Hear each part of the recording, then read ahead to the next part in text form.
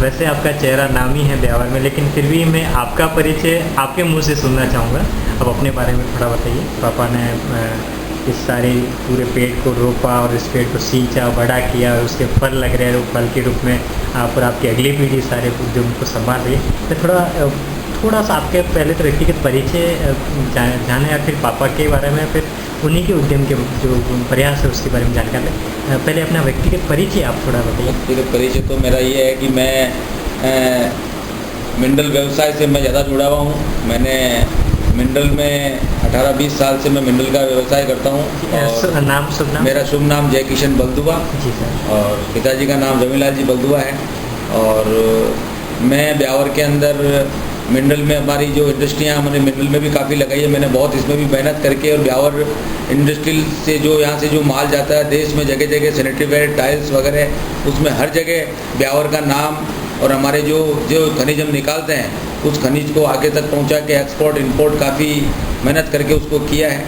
और अभी वर्तमान में मैं कई संस्थाओं से भी जुड़ा हुआ हूँ। इस वक्त में मैं अभी ब्यावर लघु उद्योग संघ के अध्यक्ष पद पर हूँ। अभी मैं उसका अध्यक्ष हूँ। और ब्यावर में 3-4 संस्थाएं हैं जिनके ऊपर मैं अध्यक्ष पद पर हूँ।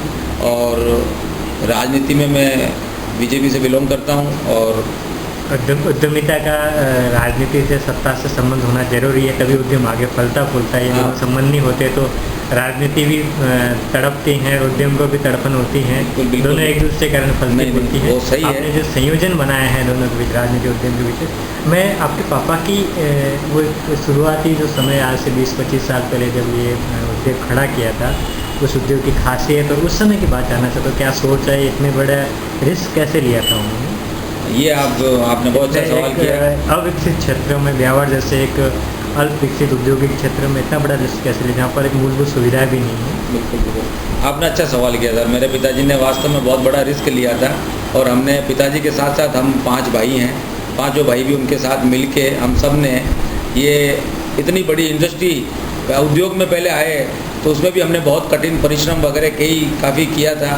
और ब्यावर 1 लाख 1.5 लाख की पॉपुलेशन की जगह है, और वहाँ किसी उद्योग को विकसित करना एक बहुत बड़ी बात है। बड़ा सिचुएशन होता है, मजबूरी भी होता है, कई तरह की बात भी होती है, और फाइनेंशियल भी कई चीज़ सोचना पड़ता है। बिजनेस है, कई तरह का उतार चढ़ाव भी आता है। फिर भी मेरे पिताजी ने बहुत हिम्मत रखी और बहुत हिम्मत दी। और हमने भी, हम 5 भाई हैं, मेरे बड़े ब्रदर हैं सत्यनारायण जी बलदुआ, उन्होंने भी बहुत हिम्मत दी। वो भी अपना जो है बिरलास में सर्विस करते थे, सर्विस छोड़ के उन्होंने भी यहाँ आके, और हम सबको कोई ऐसी खास वजह आपको आपके पापा में देखने को मिली होगी जो इस उद्योग की जान हो, जो स्थापित करने में जान की तरह काम किया होगा, संजीवनी की तरह काम किया? कोई ऐसी खासियत, बहुत बड़ी खासियत जो हर आम आदमी में, हर आम उद्यमी में नहीं होती है? खास बात उनकी सबसे बड़ी, उनकी लगन बहुत बड़ी खास बात थी। वो किसी चीज़ को एक बार सोच लेते थे, विचार कर लेते थे कि भाई ये चीज़ करनी है, उसके बाद में तो मतलब चाहे हम भी पीछे हटे तो हमको पीछे नहीं हटने देते थे। उनकी लगन बहुत बड़ी थी।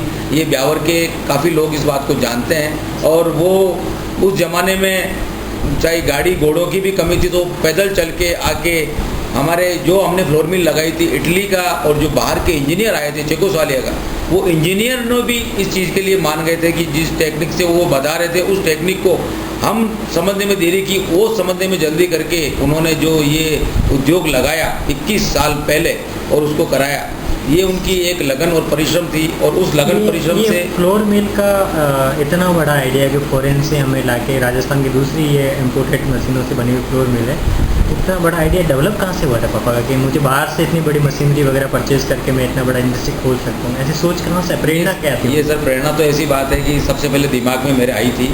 मैं शुरू से ही थोड़ा सा, मेरा उद्योग में मेरे जो बड़े ब्रदर हैं, मैंने बताया आपको, सत्यनारायण जी और घनश्याम जी, गोपी जी, 3 मेरे बड़े भाई हैं। इन लोगों से भी मैंने काफ़ी कुछ सीखा है। और मेरी एक इच्छा रहती थी कि अपने को आगे बढ़ना है, मेहनत करनी है, कुछ भी करना है, कैसे भी करना है। तो मैं मेरे ब्रदर्स को साथ लेके, मेरे ब्रदर गाजियाबाद रहते थे, हम मेरठ में गए और मेरठ में हमने बहुत बड़ी इंडस्ट्री देखी। वहाँ से ये रूप लेके फिर हमने हमारा विचार किया और उस विचार को करके पिताजी को सब चीज़ बताई।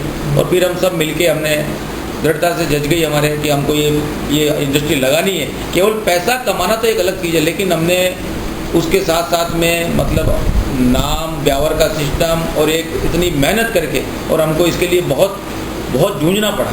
क्योंकि नई इंडस्ट्री और इतनी बड़ी इंडस्ट्री हमने हमारे कुछ थोड़ा सा हमारे टारगेट से बड़ी इंडस्ट्री भी लगा दी थी, तो इसके लिए हमको ढूंढना पड़ा। लेकिन हमारी मेहनत, परिवार वालों ने रोका होगा, कहा होगा इतना बड़ा रिस्क क्यों ले रहे? थोड़ा सा टेंशन तो बीच में हर चीज़ की आई भी थी, लेकिन हमारी नीयत और सिचुएशन सब साफ थी, तो भगवान ने उस सब चीज़ को पार करी। और एक उद्यमियों से जो बात करें, एक बहुत बड़ी बात सामने आती है, आज भी 21 साल बाद में भी राजस्थान में ऐसी मूलभूत सुविधा नहीं है कि उद्योग लगाया जाए। 21 साल पहले आपको कैसे लगा कि हम सारे मैनेज कर लेंगे, जहाँ पानी नहीं है, जहाँ बिजली नहीं है, जहाँ सड़कें नहीं है, जहाँ सरकार का प्रशासन का इतना बड़ा कॉपरेशन नहीं होता है?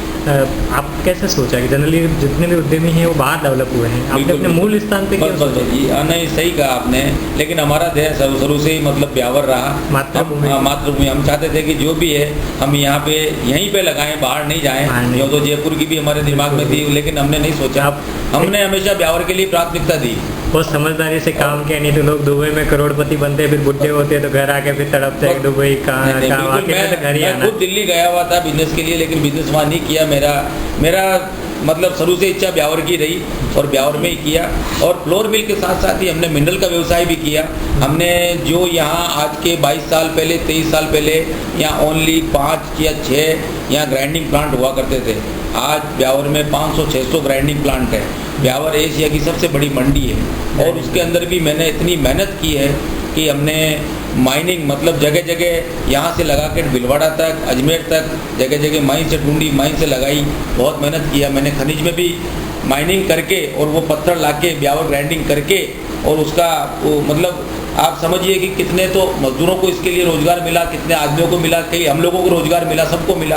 वो पाउडर यहाँ से उसका अलग अलग शेड में केमिकल होता है, उसमें भी 32 तरह की धातु होती है, उसको ग्राइंडिंग करके फिर हमने आगे sanitary ware, tyres, glass, chemicals में माल भेजा। आज ऑल ओवर इंडिया और वर्ल्ड में ये माल यहाँ से जाता है। सृष्टि की एक कहानी सुनाता हूँ, उसके आगे मैं आपसे कुछ जानना चाहूँगा। जब सृष्टि बनी थी तो सबसे पहले ज्ञान की उत्पत्ति हुई थी। जब इंसान बने थे तो हमें ये लगा ज्ञान होना चाहिए, तो ब्राह्मण वर्ग की उत्पत्ति हुई थी। उसके बाद जब ज़्यादा ज्ञान हुआ तो ज्ञान के साथ में जो ज्ञान को दुखी करने वाले लोग थे, ज्ञानियों को दुखी करने वाले, तो उनकी सुरक्षा करने के लिए क्षत्रिय धर्म का लोगों की उत्पत्ति हुई। उनमें से कुछ लोगों ने तलवार पकड़े और ज्ञानियों की सुरक्षा करने की शुरुआत की।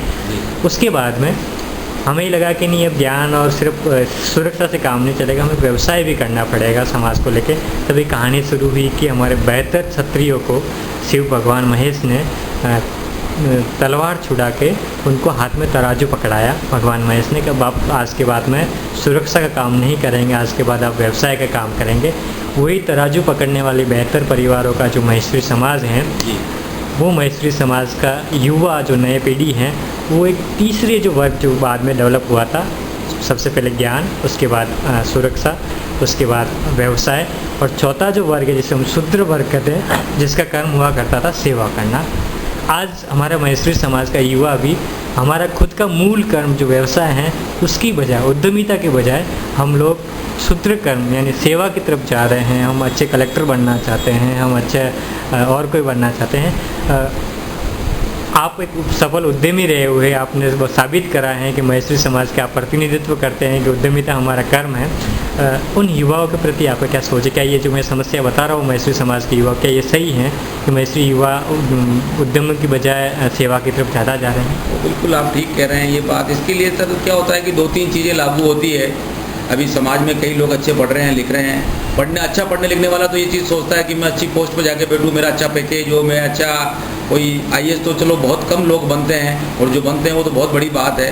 बाकी जो अच्छे पढ़ के जो MBA वगैरह कुछ बन रहे हैं वो अच्छा पैकेज सोचते हैं। लेकिन मेरा उनको भी ये कहना है आपकी हिसाब से, मैं जो बताना चाहता हूँ आपके माध्यम से, कि उनको भी कोशिश करनी चाहिए, उद्योग के लिए आगे आना चाहिए। आज अपने यहाँ महेश्वरी में नाम है घनश्याम दास बिरला, जिस आदमी ने किस मेहनत से, किस लगन से, किस हिसाब से काम करके आज ऑल वर्ल्ड में अपना नाम किया है। तो अपन तो चलो ठीक है, बहुत छोटे से आदमी हैं, लेकिन उनकी सिचुएशन को लेते हुए अपने को उसके लिए ज़रूर सोचना चाहिए। आदमी को व्यवस्था सब तरह की होती है, फाइनेंशियल की, सब तरह की आदमी सोचेगा तो धीरे धीरे सब होगा। समाज में कई लोगों ने किया, अभी भी अपने यहाँ अच्छा है, जैसे सोनी जी है, उन्होंने भी काफ़ी नाम लिया है। इस मैगजीन के जरिए हम एक अन्वेषण कर रहे हैं, क्या वजह है कि हमारा युवा सेवा करने जा रहा है। भले हम 50,000 के नौकर भी होंगे तो नौकर ही होंगे, आखिर में नौकर कराएंगे हाँ। कहलाएंगे। और अगर हमारे पान की खुद की थड़ी होगी हाँ हाँ तो हम उसमें सेठ होंगे तो सेठ साहब ही होंगे। मन आए तो थड़ी 10 दिन तक छुट्टी रख के घर चले जाएंगे, थड़ी कुछ भी कर लेंगे। लेकिन नौकर साहब को तो साहब 10 बजे इस ऑफिस जाना है तो जाना ही है। छुट्टी लेनी तो पहले बॉस से पूछना पड़ेगा कि पापा को दिखाना हॉस्पिटल जाऊँ कि नहीं जाऊँ मैं। हम जो हमारे जो युवा नौकरी के लिए जा रहे हैं, हम ये जानना चाह रहे हैं कि इसके पीछे मूल कुछ समस्या तो नहीं है, कहीं ऐसा तो नहीं है कि हमारे समाज में युवाओं को उद्यम के प्रति प्रेरित करने के लिए कुछ ऐसे ट्रेनिंग कैंप नहीं चल रहे हैं, उनको प्रोत्साहन देने की कोई व्यवस्था नहीं है। कहीं थोड़ा सा एक पैसों को लेकर एक दिक्कत आती है तो वहाँ पे उसको थोड़ा डर लगता है कि सामाजिक रूप से मुझे सहयोग मिलेगा या नहीं मिलेगा, मैं मेरे इस पे कभी अटक गया। क्योंकि हमें ऐसा नहीं लगता सामाजिक रूप से कोई ऐसी समस्या है। नहीं, ये बात सही कह रहे हैं सर आप। इसमें देखिए कई लोगों के क्या है कि सर शुरू से ही मान लो किसी के परिवार में शुरू से ही सर्विस में चल रहे हैं तो वो लोग सर्विस की सोचते हैं, लेकिन उनको ऐसा नहीं है। उनको थोड़ा सोचना चाहिए। कुछ हमारे समाज में भी इस चीज़ की कमी है। आज हमारे जैसे ऑल ओवर इंडिया लेवल के रामपाल जी सोनी अध्यक्ष हैं, वो खुद भी उद्यमी हैं, तो मैं तो उनको भी ये बात मतलब वो तो खुद समझते हैं इस चीज़ को, लेकिन हमारी तरफ से आपके माध्यम से कहना चाहूँगा कि अपने को अभी आपने बहुत अच्छा सवाल किया कि अपने को ऐसे कुछ कैंप लगाने चाहिए, ऐसा ट्रेनिंग कैंप लगाना चाहिए कि अपने जो नए नौजवान निकल रहे हैं उनको उसमें कुछ मौका दे। तो आज 100 में से 2 आदमी भी आगे उसमें आएंगे तो धीरे धीरे उसमें जुड़ाव आएगा। मैं ये नहीं कहता हूँ कि सर्विस नहीं, सर्विस भी करनी चाहिए किसी को, लेकिन फिर भी कुछ परसेंटेज में आदमी को बढ़ना चाहिए। और यदि पढ़ा लिखा है तो पढ़ा लिखा आदमी सब तरह का अरेंजमेंट कर सकता है। पढ़ा लिखा आदमी अपनी मेहनत से लगन से चाहे तो एक उद्योग लगा सकता है, छोटा उद्योग लगाएगा। उद्योग की है, उद्योग से अपना ही नहीं पूरे भारत का विकास होगा। इसमें बहुत बड़ा ये अपने को समाज में महेश्वरी समाज की जो शान है कि हम उद्यम करना चाहिए। ट्रेनिंग कैंप चालू करने चाहिए। हमें सरकार की योजनाओं के बारे में जानकारी देनी चाहिए। योजना अगर हमें जानकारी हो तो बहुत कम पैसे मैं भी चला सकते हैं। मेरा भी इतना आपको कहना है कि मैं भी कोई ज़्यादा पढ़ा लिखा आदमी नहीं हूँ, लेकिन शुरू से मेरे दिमाग में ये रुचि रही है कि जितना मेरे पिताजी ने मुझे समझाया, मेरे भाइयों ने, सबने, कि जितना मैंने रुचि से, मैंने लगन से हरदम 2 लाइनें फ्लोर मिल और जो मिनरल की लाइन है, इनों में हमने परिवार ने हमने मिलके आपस में हमारे पिताजी के जो उद्देश्य थे, जो उनकी बात थी कि उसके चल के हमने बहुत मेहनत करके इसको जमाया और लोगों को समझाया भी है। मेरे जो ब्रदर हैं, मेरे भाई हैं, घनश्याम जी बलदुआ हैं, वो यहाँ मतलब सामाजिक भी काफ़ी आदमी हैं, बहुत मेहनत भी की है और सबने मिलके उद्योग के लिए, और हमने प्रेरित भी किया। मेरे पिताजी ने तो कईयों को बोला है उस टाइम में भी और अंदर से हेल्प भी की है, जिसको ओपन नहीं किया जाना चाहिए, नहीं बोलना चाहिए, लेकिन हमारी रुचि ऐसा। और आज भी कोई आदमी बोले तो हम उसके लिए तैयार हैं। और ये कैंप जो आपने बताया, इसके लिए मैं भी एक प्रयत्न करने की कोशिश करूँगा कि कहीं ये कैंप लगाएं और उसमें हम जो है समाज के आदमियों को बुला के कुछ चीज़ें बताएं। इसके लिए मैं भी प्रयत्नशील जरूरत है। मैं बिल्कुल इसके लिए प्रयत्नशील रहूँगा और सभी का सहयोग लेके साथ चल के ये कोशिश करूँगा। मैं